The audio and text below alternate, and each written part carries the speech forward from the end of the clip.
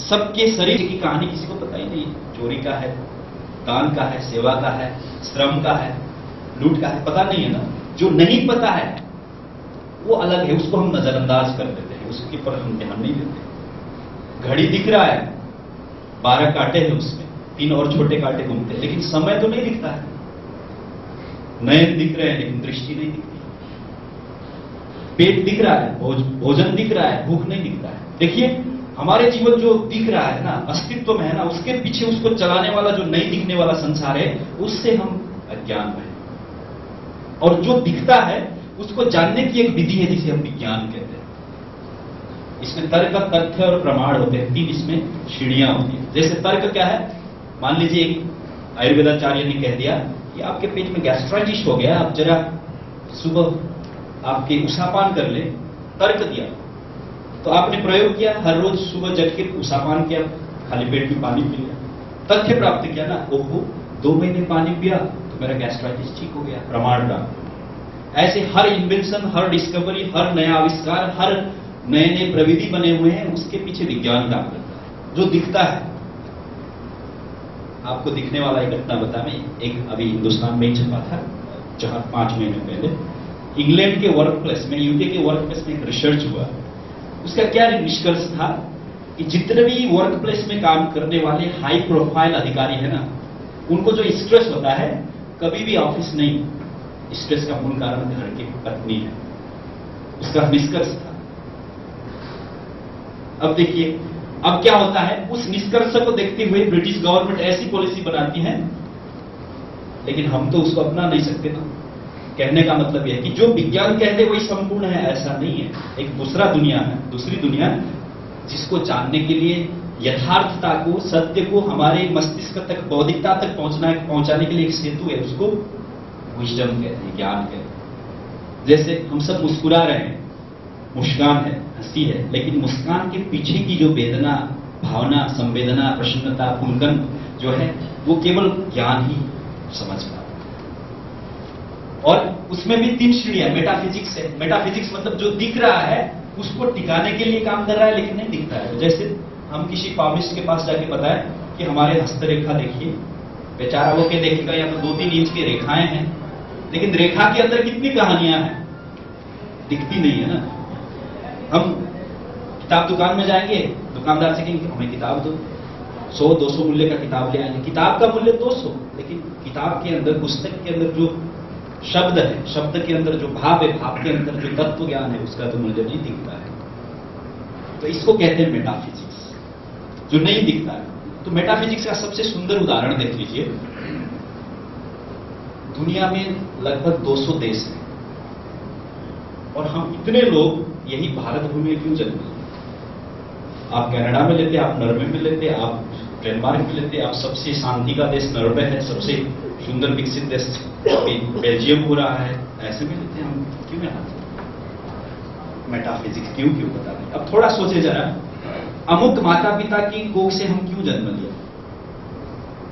उन्होंने तो पहले देखा नहीं था ना, अमुक मेरा पुत्र और पुत्री, मेरा बेटा बेटी यही आएगी, नहीं पता ही नहीं था, लेकिन हो गया, संयोग जुड़ गया। इसको कहते हैं, हम जी रहे हैं लेकिन इसकी कहानी जो है छिपी हुई है, दैट इज मेटाफिजिक्स। और एक दूसरा और आयाम है जिसको एथिक्स कहते हैं। एथिक्स का मतलब होता है एक नैसर्गिक नियम, ढांचा, पहला। जैसे पानी हमेशा नीचे की ओर बहता है, जो वृक्ष हमेशा प्राणवायु देता है, और हम सर्वदा वृक्ष के लिए, उसके लिए प्राणवायु देते हैं, आदान प्रदान है, एथिक्स है। माता और शिशु के बीच में सहज प्रेम होता है, कोई नहीं सिखाता, एथिक्स है, वो होना ही है।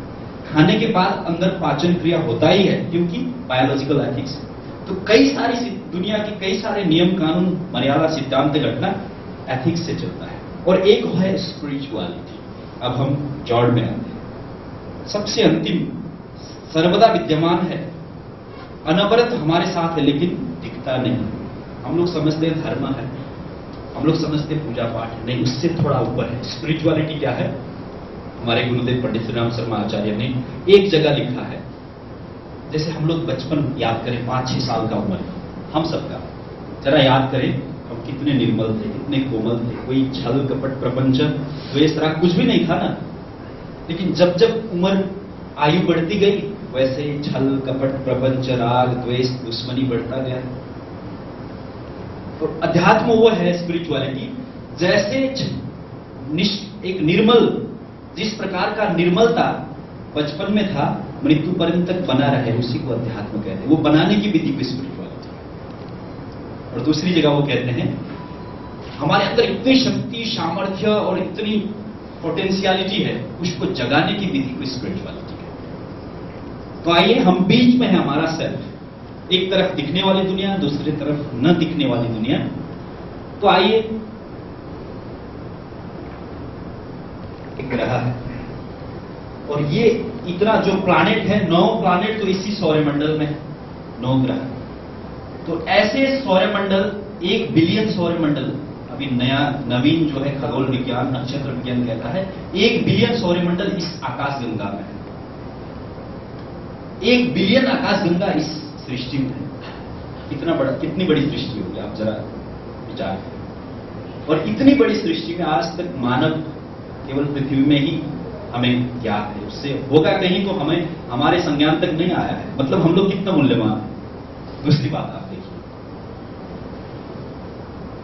कितने सारे स्वाद, रस, व्यंजन, परिकार, वनस्पति, फल फूल, ये सब दुनिया में है ना उपलब्ध सृष्टि।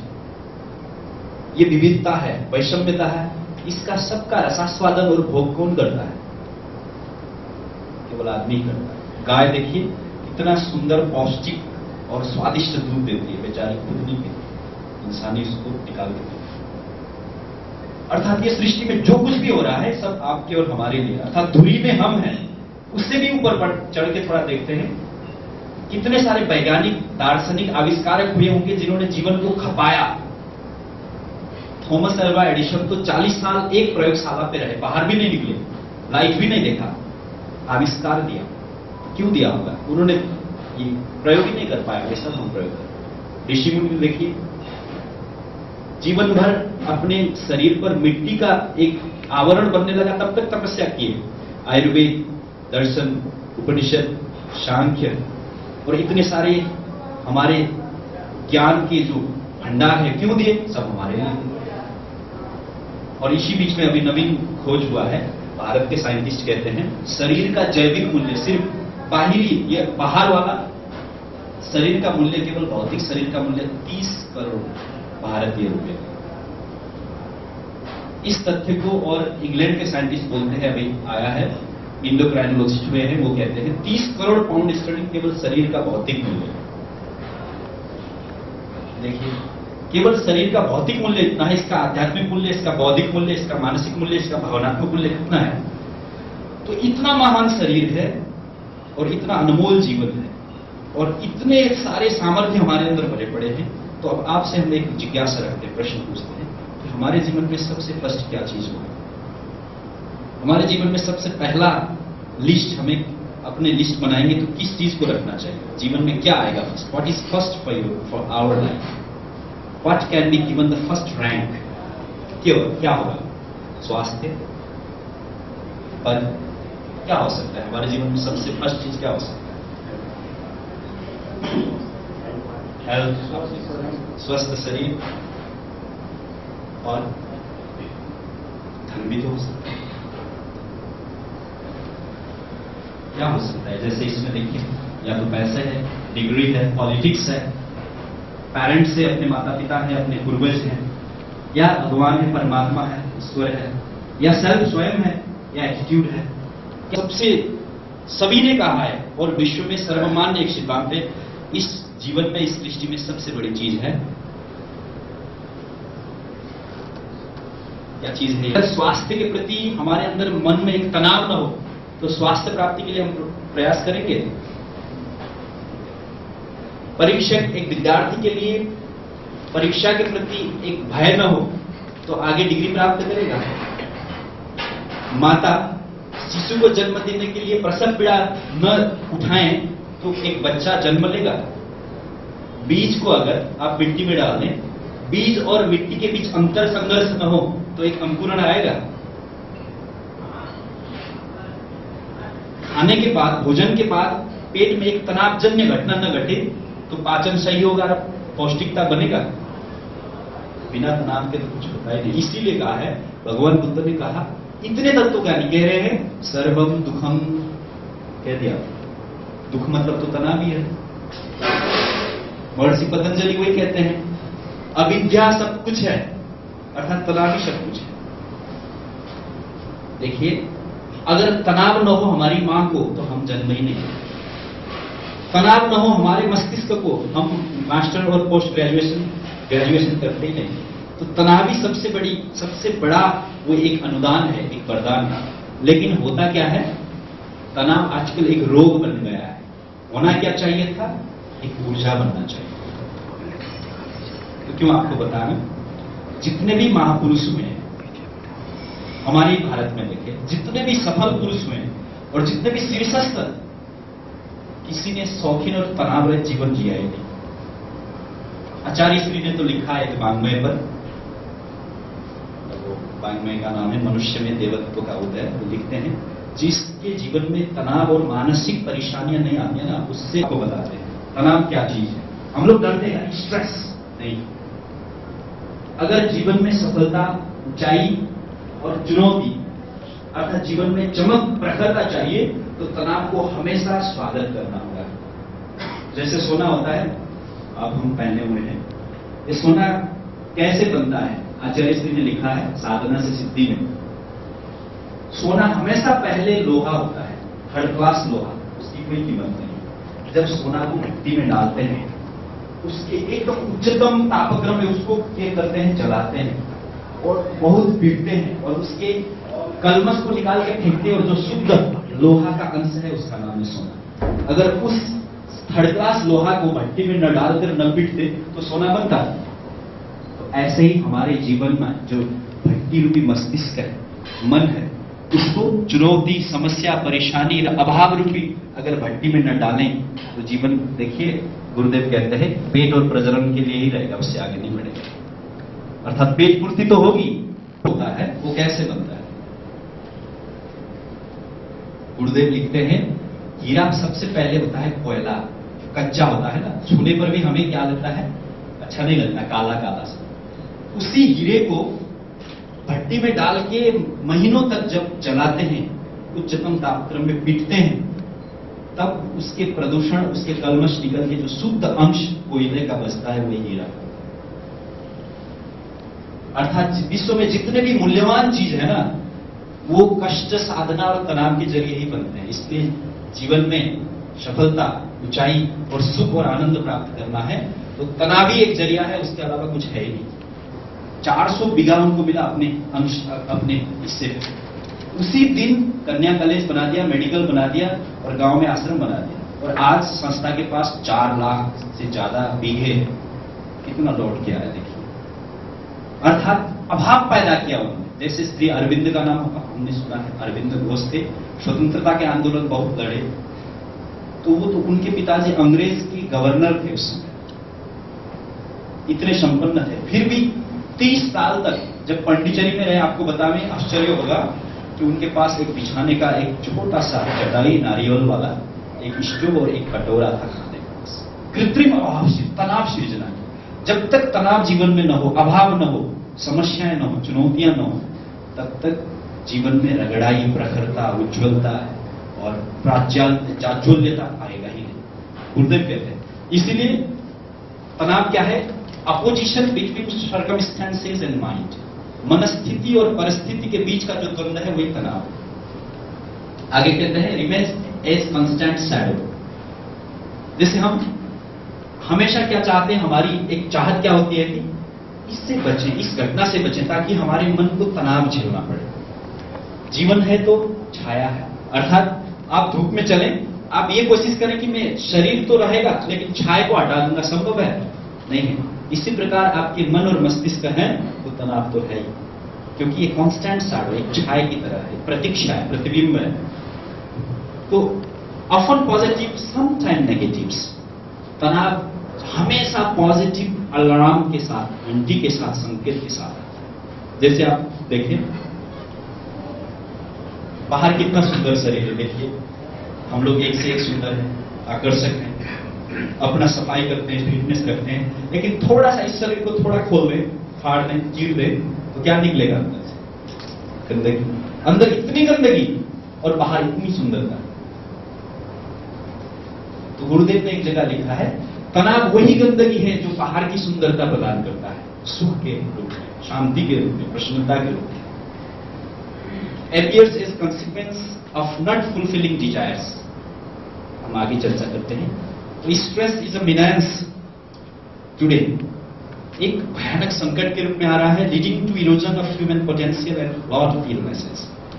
आजकल तनाव, जैसे फिजिक्स से आया हुआ तनाव शब्द, पहले टेंशन होता था, इसका प्रयोग इस्तेमाल जन प्रचलन में टेंशन कहते हैं, फिर तनाव हुआ, अब आज क्या हुआ है? डिप्रेशन हुआ। डिप्रेशन के बाद क्या होता है? उसके आगे कोई नाम ही नहीं है। मनोविज्ञान के विशेषज्ञ हार खा रहे हैं। क्यों? अब ऐसे तरह तरह के मनोरोग आ रहे हैं जिसको नाम देना ही उनके पास शब्द नहीं है, जो तनाव से उत्पन्न होते हैं। इतने सारे लिस्ट नाम जो तनाव उस सब के, और तनाव मानवीय क्षमता को खा देता है, उसका शोषण करता है। मानवीय क्षमता, मानवीय सामर्थ्य, मानवीय शक्ति को हरण करता है।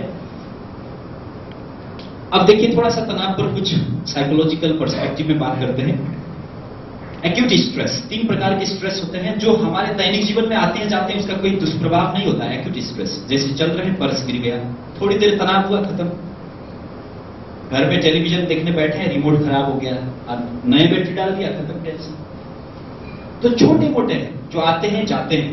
और दूसरा प्रकार को जो तनाव होता है एपिसोडिक स्ट्रेस, एक घटना के साथ साथ आता है, कुछ प्रभाव देता है, घटना के समापन के बाद वो निकल जाता है। जैसे शादी है घर पे, माता पिता को तनाव है, परीक्षा है, विद्यार्थी को तनाव है, प्रेगनेंसी है, प्रसव पीड़ा का तनाव है, अर्थात शरीर में कोई फ्रैक्चर है, इलाज होने तक का तनाव है। तो घटना के साथ आता है, घटना पूरा होने के बाद, खत्म होने के बाद चला जाता है। तीसरा अर्थात जो घातक है, जिससे हमें डरना चाहिए और जिसको हमें सब्लिमेशन करना चाहिए, वो है क्रॉनिक स्ट्रेस। वो होता क्या है? हमारे जीवन में आता है एक छोटा सा बीज के रूप में, और अंदर जाके पूरा एक संजाल तैयार करता है, एक पूरा तंत्र तैयार करता है, और निकलता नहीं। अगर हमारे अंदर कौशल, क्षमता, सामर्थ्य और वो कला नहीं है कि तनाव का प्रबंधन करें, तो हम जीवन में मनोरोग के शिकार हो जाते। इसको कहते हैं क्रोनिक स्ट्रेस।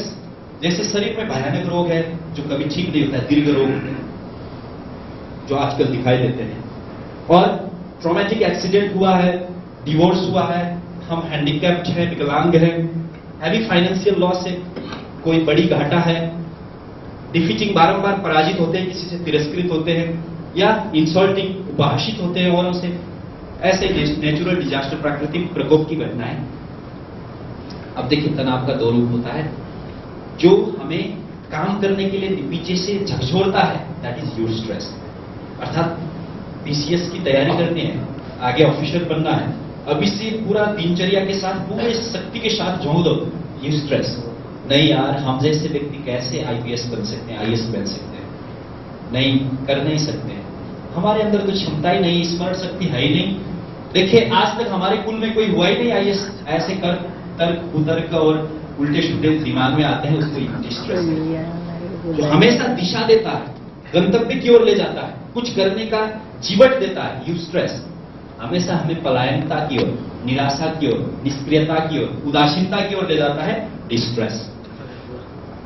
मस्तिष्क के जो सिस्टम, न्यूरो हार्मोनल मैकेनिज्म है, उसमें से जितने भी शरीर को उत्तेजित करने वाले तंत्र है, वो अपने अपने काम करना शुरू करते हैं, और हमारे जितने भी इंडोक्राइनल ग्लैंड से अपने अपने हार्मोन्स रिलीज कर देते हैं।